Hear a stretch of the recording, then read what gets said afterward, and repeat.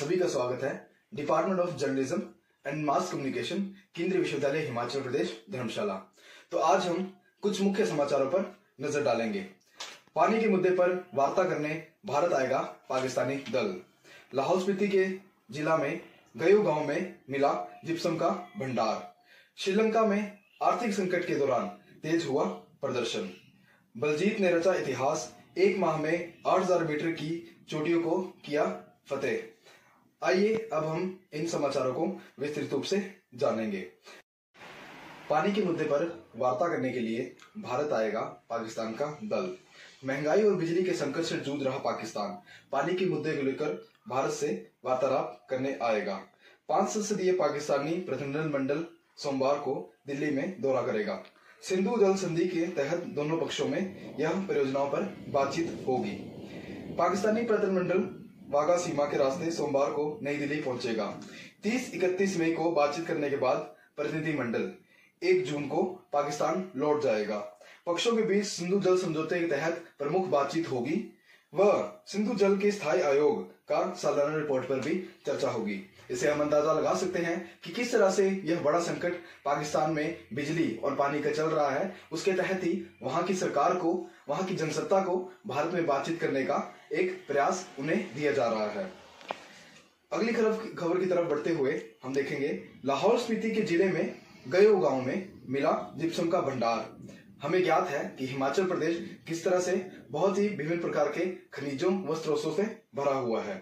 प्रदेश के सीमेंट व अन्य उद्योगों को जिप्सम के लिए अब राजस्थान पर निर्भर नहीं रहना पड़ेगा।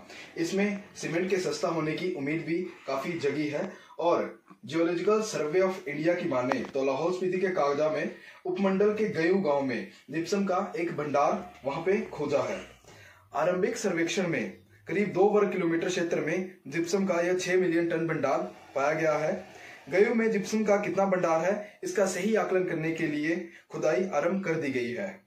उम्मीद है कि अनुरूप जिप्सम का भंडार मिला तो प्रदेश में खजाने की कमी नहीं रहेगी।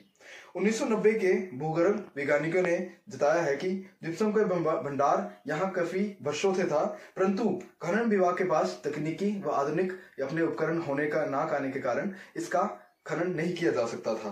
जिप्सम का भंडार इतने सालों बाद जमीन में दबा हुआ मिला है, जिससे प्रदेश को बहुत ही अच्छी एक आय का स्रोत यहां से मिलेगा।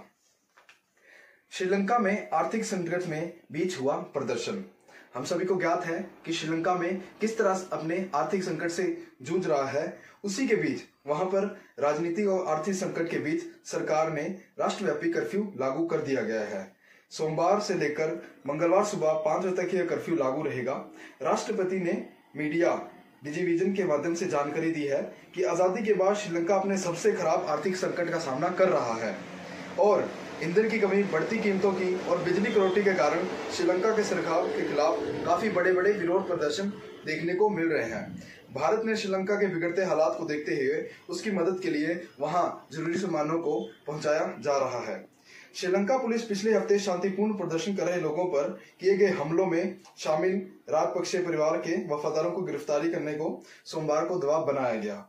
पुलिस ने हिंसा में 9 लोगों को मारे जाने के विभिन्न आरोपों के तहत 200 से अधिक लोगों को गिरफ्तार किया गया है। झड़पों के कारण गत सोमवार को वहां पर कर्फ्यू लागू कर दिया गया है और इसका उल्लंघन करने पर 230 लोगों को गिरफ्तार भी कर लिया गया है। तो आइए अब हम अगली खबर की ओर बढ़ते हैं। बलजीत कौर ने रचा इतिहास, एक माह में 8000 मीटर की सबसे ऊंची 4 चोटियों को किया फतेह। देश की जाबाज बेटी बलजीत कौर ने दुनिया की सबसे ऊंची चोटी माउंट एवरेस्ट पर 22 मई को फतेह हासिल की है। इसके बाद भी बलजीत कौर का हौसला नहीं कम हुआ है। उसने चोटी माउंट लाओसे की चढ़ाई शुरू कर दी है तथा उस चोटी को फतेह करने में भारतीय रिकॉर्ड में अपना नाम दर्ज कर लिया है।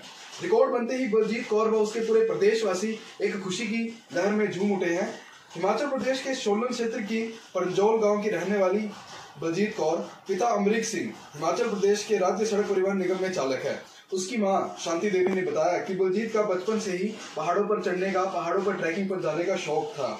वह एनसीसी कैडेट भी रह चुकी है और एक बार माउंट एवरेस्ट तिरंगा लहराने का भी प्रयास कर चुकी थी, परंतु ऑक्सीजन मास्क खराब होने की वजह से वह माउंट एवरेस्ट पर नहीं जा पाई थी। बलजीत अब तक कई पहाड़ों की ऊंची ऊंची चोटियों पर अपना नाम लहरा चुकी हैं, अपने देश का फतेह करा चुकी हैं।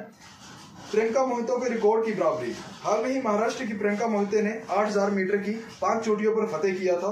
उसके बाद वो पहली भारतीय महिला बनी थी। बलजीत ने 8000 मीटर की ऊंची 5 चोटियों पर विजय प्राप्त करने का प्रियंका के रिकॉर्ड की भी बराबरी कर ली है। और आपको बताना चाहेंगे, हिमाचल प्रदेश का भी पूरे भारतवर्ष में नाम बलजीत कौर ने चमकाया है।